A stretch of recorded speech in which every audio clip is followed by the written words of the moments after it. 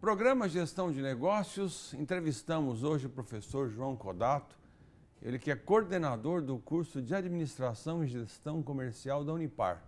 Nós vamos conversar sobre política de vendas, sobre negociações, um assunto bastante interessante.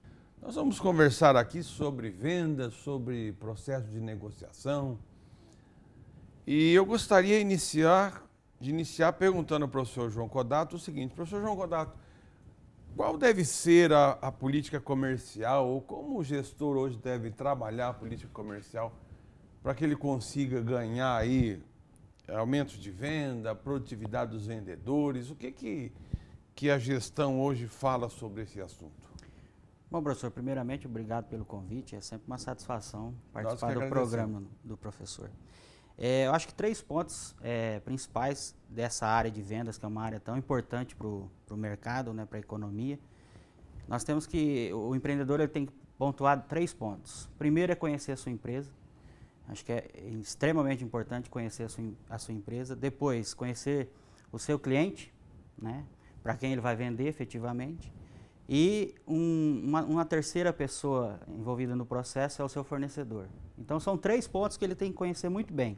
Sua empresa, o cliente e o fornecedor. Eu diria que conhecer a empresa, ele tem que, antes dele traçar essa estratégia que ele pretende aumentar suas vendas e adquirir novos clientes, ele tem que conhecer o ponto forte da empresa, né? É um dos fatores que ele tem que conhecer muito bem.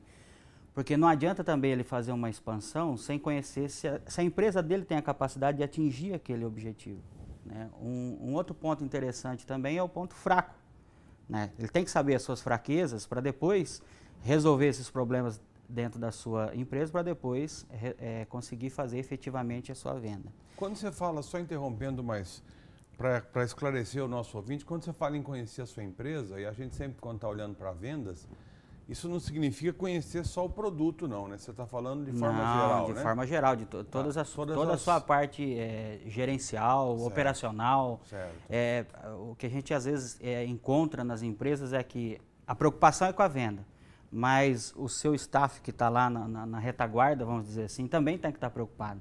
Sim. Então, desde do assessor jurídico, do contador, que também tem que estar preocupado com a venda, porque se a venda não é processada, não é efetivada, ela não vai gerar um fato gerador que na conta, e não vai gerar serviço para contador. Certo. E assim por diante, eu acho que todos da empresa devem estar envolvidos, inclusive o pessoal de serviços gerais tem que estar bem envolvido. Então, quando nós falamos de conhecer a empresa, não é só o produto em si. O produto, né, em si, e nem a atividade só voltada à venda. Entendi. Porque não é só ela que vai resolver o nosso problema de aumentar as vendas. Porque muitas vezes os empresários, eles colocam as metas para os vendedores, você precisa aumentar as suas vendas em 3%. Muitas vezes o próprio empresário ou o gestor, ele não tem a percepção, ou ele não calculou o que aqueles 3% vai gerar em toda a sua cadeia produtiva ali na sua empresa, né? Então, esses 3% ele vai ter que aumentar a produção, né? Será que ele tem capacidade produtiva? Ele vai ter funcionário para aumentar esses 3%? Nas vendas? Então, isso reflete também na parte operacional da empresa. Então, não é só na venda quando nós falamos isso nesse aspecto, não. Entendi. Aí o segundo ponto, para esclarecer melhor, o cliente. O cliente. Certo. Então, ele também tem que conhecer o cliente. O que é conhecer o cliente? Traduz para o nosso telespectador. Conhecer o cliente é até mesmo fazer uma seleção desse cliente. Para quem que você vai vender? Qual é o teu público? O teu público é jovem? É terceira idade? Qual é a renda desse teu cliente, né? Será que nesse mercado que você está atuando tem demanda? Se você quer expandir o teu mercado, que é um outro ponto da pergunta do professor sobre expansão de mercado, você quer fazer exportação, mas para fazer exportação você tem que conhecer de leis de exportação, da cultura do país para onde você vai exportar. Porque um exemplo assim, se você vai exportar, por exemplo, carne suína para árabe, né? Então você vai ter uma restrição, né? Que boa parte começa no abate, tem isso, então a mesma coisa procedimento que tem que ser tomado. A mesma coisa a carne de ave, Então, vender vaca para indiano, então você vai ter algumas dificuldades, porque você vai esbarrar na cultura deste país. Aí um outro aspecto também que tem que entender quando fala-se em conhecer o cliente, inclusive conhecer das leis ambientais, né? Que hoje em dia muito se fala das leis ambientais. Então, determinados produtos, o teu consumidor ele quer saber onde ele foi produzido, processado e por onde ele está sendo entregue. Né? Como é todo esse processo, né? Está prejudicando o meio ambiente, se o seu produto é verde. Então é um conceito novo que está aparecendo, não tão novo, mas que está em alta no momento, que é o cuidado com o meio ambiente. Então nós como empresários, inclusive como professores na cadeira, na disciplina, no curso, nós temos que estar preocupados com isso, em repassar isso também para o nosso acadêmico, né? Só para a gente fechar esse bloco, você tocou o terceiro ponto, que é com relação ao fornecedor, né? A gente, na teoria, até trabalha com aquelas relações de ganha-ganha, aquela questão de desenvolver o fornecedor. Você acha que na nossa perspectiva regional, existem empresas que levam isso mesmo a sério? Como é que você está vendo isso? Olha, professor, eu acho que a nossa região ela é uma região de pequenas e médias empresas, então... Já é mais difícil, né? Já é mais difícil, às vezes o empresário... Trabalhar nesse sentido, né? O empresário ele demanda muito tempo na própria gestão da empresa, e aí ele... Esquece de fazer o outro lado. Ele deixa de fazer a parte estratégica da empresa, né? O relacionamento. Então, só voltando um pouquinho, nós temos no mercado alguns softwares que auxiliam o empresário a fazer o relacionamento com o cliente, né? Que é os famosos CRMs. Então, que coletam informações e vão fazendo. A mesma coisa nós devemos ter com o nosso fornecedor. Quando nós pensamos em expandir vendas, eu também tenho que pensar quem é que me fornece a matéria-prima. Então, eu tenho que estar atento se ele vai ter a minha matéria-prima para fornecer o meu produto, porque quando eu faço uma campanha, uma propaganda de vendas, que eu vou aumentar minhas vendas, eu tenho que ter um respaldo, né, que eu vou ter o produto. Porque senão você começa a queimar a imagem da empresa. Ué, você me vendeu, mas não tem o produto para entregar. Ou você falou que ia me entregar em 7 dias e agora tá me entregando com 15. E aí começa a entrar num problema que daí vai entrar direito do consumidor e outras coisas mais. Complicando e vai complicando mais ainda. Então, o conhecimento do fornecedor é fundamental para você também aumentar suas vendas. Muito bem. Nós estamos aqui conversando com o professor João Codato, ele que é professor e coordenador dos cursos de administração e gestão comercial da Unipar, agora é mestrando em agronegócio e desenvolvimento regional, né? Estamos torcendo aqui para a Unipar ter mais um mestre em breve, né? O esforço está sendo feito. Eu imagino. E nós conversamos sobre gestão comercial de forma bastante abrangente. Nós falamos sobre gestão comercial e agora vamos fechar um pouquinho para a área de negociação. Professor João Codato, como é que se dá um processo de negociação saudável? Quer dizer, até que ponto isso aí a gente pode, com a teoria, ajudar o empresário? Eu acho que um fator que o empresário tem que se preocupar muito no processo de negociação e que não é fácil é ouvir, né? É dar tempo para o cliente, né? Muitas vezes nós somos clientes, fatalmente nós entramos numa loja e às vezes você, quando adentra uma loja, você é bombardeado às vezes por perguntas, insistências. E às vezes isso espanta o teu cliente. Ao invés de você efetivar uma compra, facilitar a venda, você acaba criando às vezes até um obstáculo. Eu sempre comento que nós temos que dar o espaço físico e o espaço psicológico. O espaço físico é dar deixa o teu cliente à vontade na tua circular ali, né? Não tem coisa mais chata do que você estar andando numa loja e alguém andando atrás de você. Eu concordo, é super como a gente chama, batendo ponto, né? É horrível mesmo. Então, outro fator aí é o espaço físico, não está dando espaço físico. E o outro fator é o espaço psicológico, porque fica bombardeando com pergunta. O senhor quer isso? O senhor vai levar isso? O senhor, o que é isso? Então, ele não dá tempo nem para o cliente pensar. Às vezes a gente pensa que é uma boa estratégia você ficar bombardeando o cliente com esse tipo de pergunta. É claro que tem alguns, por isso que vem a questão de conhecer o teu cliente. Se você não conhece, você vai fazer uma estratégia errada, né? Tem pessoa que não gosta desse tipo de abordagem. Então você tem que sentar com a tua equipe e discutir e verificar isso, O perfil dele, né? Então, uma das coisas é ouvir o cliente, aí nós voltamos à questão de rede de relacionamento. Então, quando nós falamos rede de relacionamento, num processo de negociação, você pode ser presencial, né? Você participar de um grupo, né? De uma comunidade, em que você vai em feiras, em congressos, porque na feira, no congresso, você vai acabar encontrando cliente e você vai acabar encontrando fornecedor. Né? Então, o empresário ele tem que cuidar disso também. Um outro fator que a gente fala muito na questão de negociação é não ser muito... como se você tivesse intimidade com o cliente. Então, às vezes, a gente frequenta algumas lojas e você é chamado amigo ou coleguinha. Então, alguns termos... eu até... Não são adequados, né? Não são adequados para a negociação, para um processo de negociação. Gíria, né? Então, o público jovem, por exemplo, eles falam muita gíria. Se o vendedor for jovem também, ele acaba entrando na gíria do... E não é adequado para um vendedor. Mesmo dependendo da situação, o falar errado, né? O português, você não precisa... de repente, o teu português não é um português de Machado de Assis. Mas tome cuidado. Mas tem que ter um mínimo de cuidado. Um mínimo de cuidado. Para abordar o cliente. Para abordar o cliente, porque isso também provoca um certo receio do cliente. Se a atitude da pessoa é desse jeito, como será depois, né? E uma outra questão é tempo, né? No processo de negociação. Então, você cuidar do tempo que você está fazendo todo aquele processo.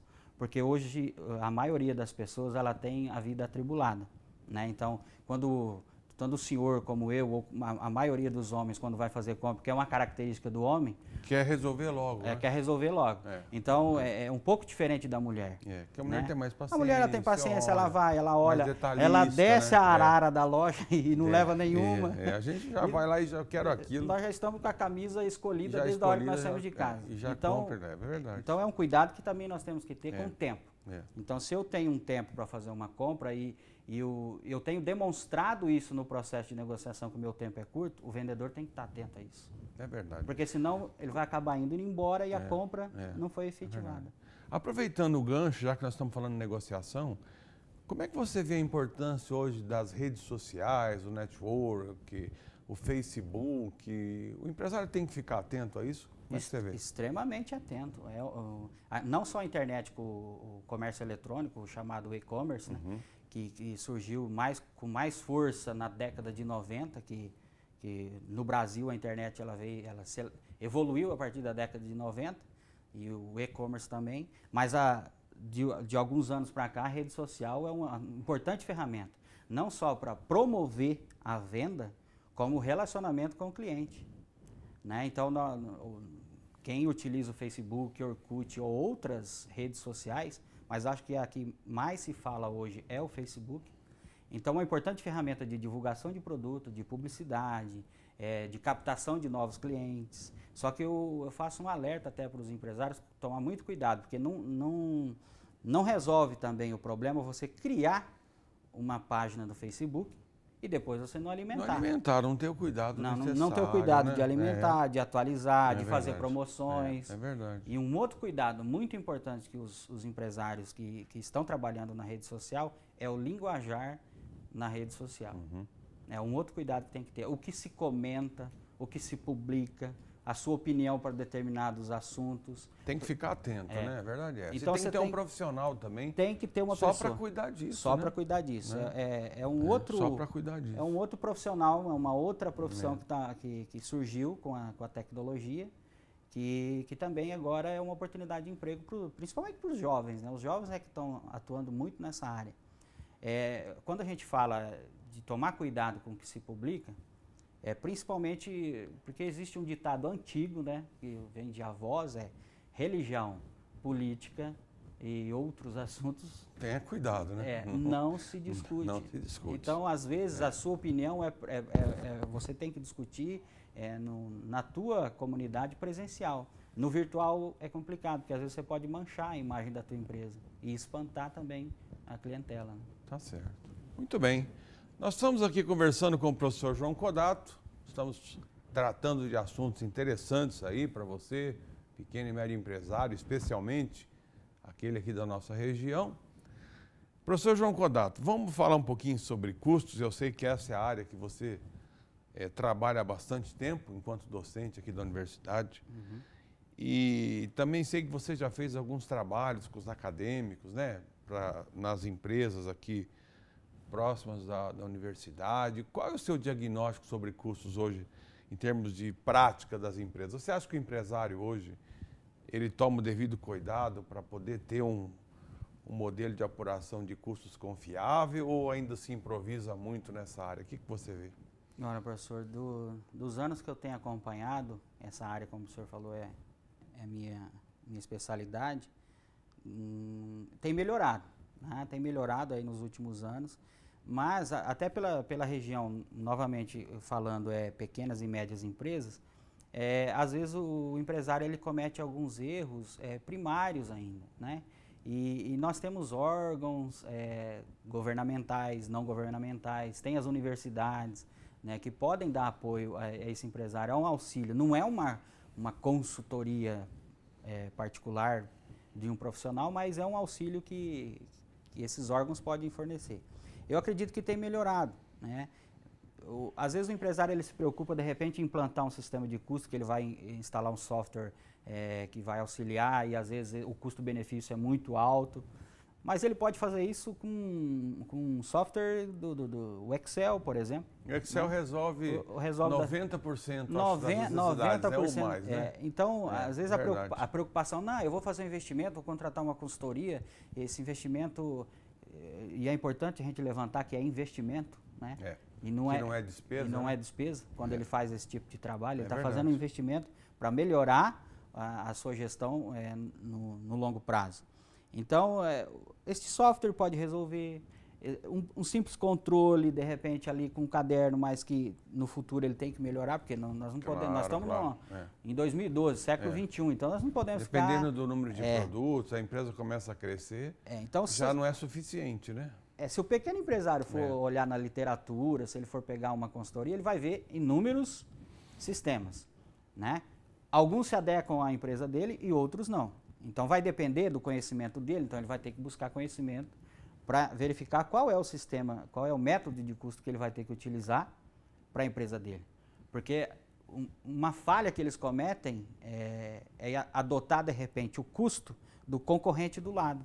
Isso é bastante comum. Então é comum ele pegar o concorrente. É muito comum esse tipo de prática, que é um perigo. Né? Porque a estrutura do outro é diferente, o salário que ele paga para o funcionário é diferente, a energia que ele consome, a água, o telefone, enfim. A estrutura da empresa X é diferente da Y. Elas podem ser da mesma atividade, mas é diferente. Quase vender o mesmo produto, mas enfim, mas precisa, pode ter custos diferentes. E a análise aí vai partir uma análise que a gente tem que ser feita desde o início. Eu sempre comento para os meus alunos o seguinte: se o analista de custo pensa que ele vai entrar numa empresa para ficar sentado numa escrivaninha e só digitando dados que lhe chegam, ele está totalmente enganado. É verdade. Uma percepção que tanto o analista de custo como o empresário tem que ter é conhecer o seu processo. Se ele não conhece o processo produtivo, o processo comercial da sua empresa, ele não vai ter base para ele calcular o seu custo e depois calcular o seu preço e apurar resultado, enfim, toda a sequência que vem pela frente. É verdade. Então, primeiro passo é conhecer a sua empresa. Aí nós voltamos lá naquele início da nossa conversa. No primeiro ponto que você levantou lá, né? Então, conhecer o custo. Aí nós vamos partir para uma outra fala, que é formação de preço, né? Então, o preço hoje é muito ditado pelo mercado. É o mercado que tem colocado o preço nas empresas. Então, o empresário ele não pode perder o seu foco no custo dele interno também, mas ele tem que ficar muito atento ao que o mercado está ditando de preço. Porque eu não posso colocar o preço de um produto além daquilo que o mercado está pagando.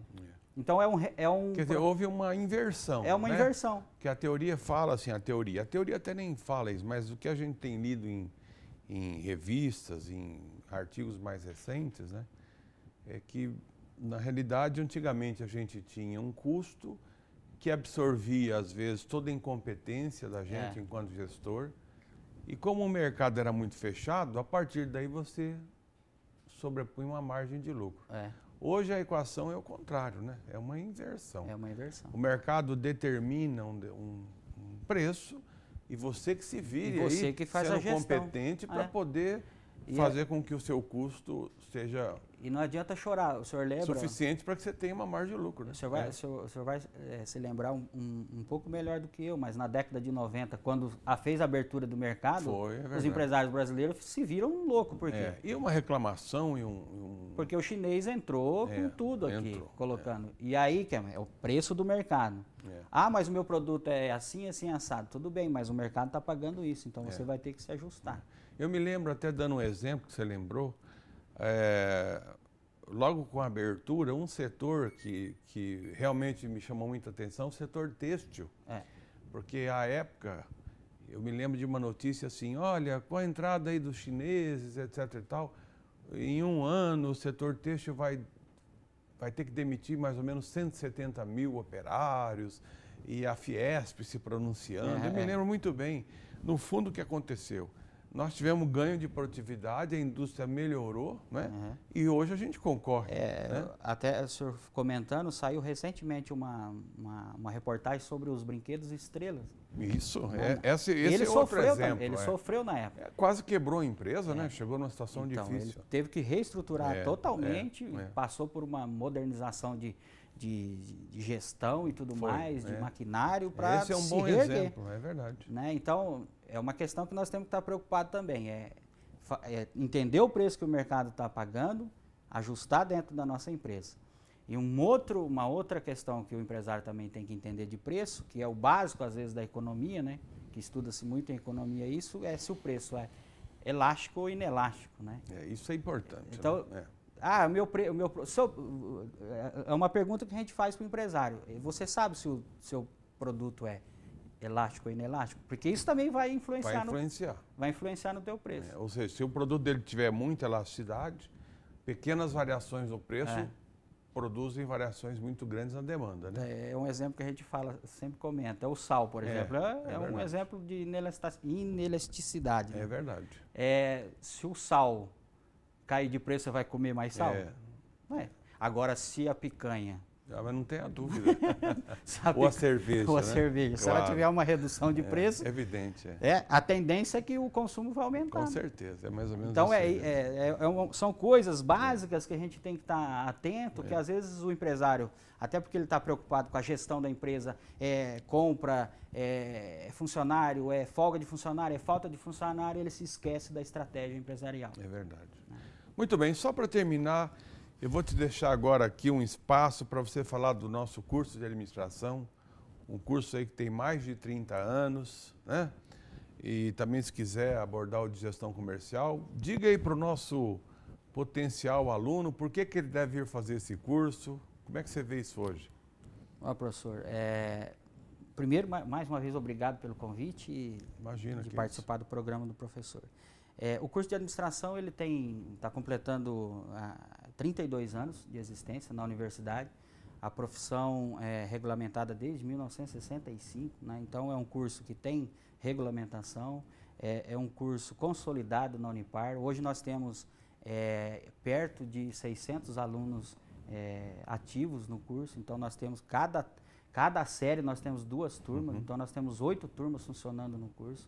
É um dos maiores cursos da universidade, da unidade de Umuarama, com professores com experiência profissional, que eu acho que é muito interessante para a nossa área. Claro. Não só a parte acadêmica, mas que tenha o pé também no profissional.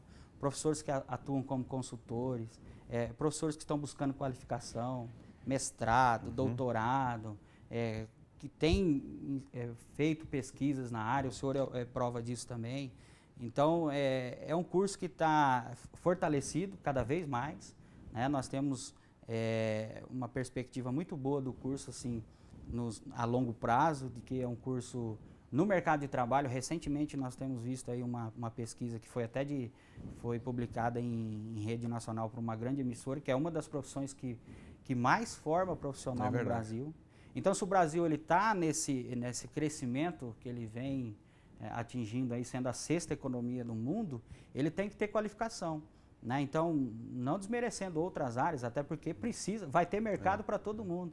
Mas um dos mercados que mais cresce é o mercado da administração, porque é um curso generalista, né? O administrador ele pode atuar nas empresas comerciais, nas agroindústrias, que é um setor pujante também no Brasil. O agronegócio bastante forte. É um pedaço da economia muito forte. Na área de serviço, né? Administração hospitalar, a qual eu já atuei durante alguns anos da minha vida profissional. Então, assim, enfim, a administração é um curso bastante generalista. O mercado de trabalho é bastante amplo, tanto para concurso público, agora que também vai ter muito agora o ano que vem. É verdade.